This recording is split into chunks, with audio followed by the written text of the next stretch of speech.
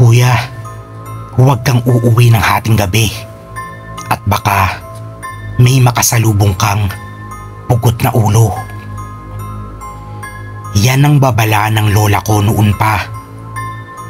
Akala ko, isa lang to sa maraming pamahiin na panakot sa mga bata para di kami gumala sa gabi. Pero isang gabi, napatunayan kong hindi pala lahat ng pamahiin ay kathang isip lang.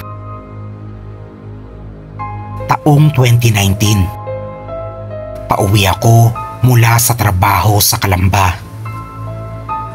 Nag-overtime ako kaya hating gabi na nang ako'y makauwi sa aming baryo sa Laguna. Wala nang dumadaang jeep noon, kaya napilitan akong maglakad pa uwi sa madilim na daan sa may damuhan. Habang naglalakad ako, may naamoy akong parang bulok na karne. Matindi, masangsang. Parang may nabulok na hayop sa paligid.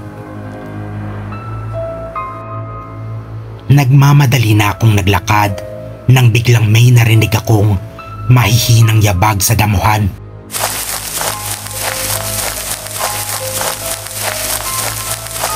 Paglingon ko, wala naman akong nakita, pero ramdam kong may nakatingin. Mas binilisan ko pa ang lakad ko. Hanggang sa gilid ng paningin ko, may napansin akong puting panyo sa gitna ng daan. At sa ibabaw nito, may ulo. Isang pugot na ulo. Nakadilat ito, namumula ang mga mata at tila nakangiti. Tumakbo ako ng mabilis, pero sa bawat hakbang ko, may naririnig akong sumusunod. Yung tunog ng ulo na gumugulong. Napalingon ako saglit. Diyos ko, gumugulong talaga ang ulo. Parang sinusundan ako. Doon ko naalala ang sabi ni Lola. Pag may nasalubong kang pugot na ulo, huwag mong tititigan ang mata nito. Huwag kang magpapakita ng takot. At higit sa lahat, huwag kang dadaan sa gitna ng daanan. Pero huli na. Tumigil ang katawan ko sa takot. Pagharap ko, andun na ang pugot na katawan.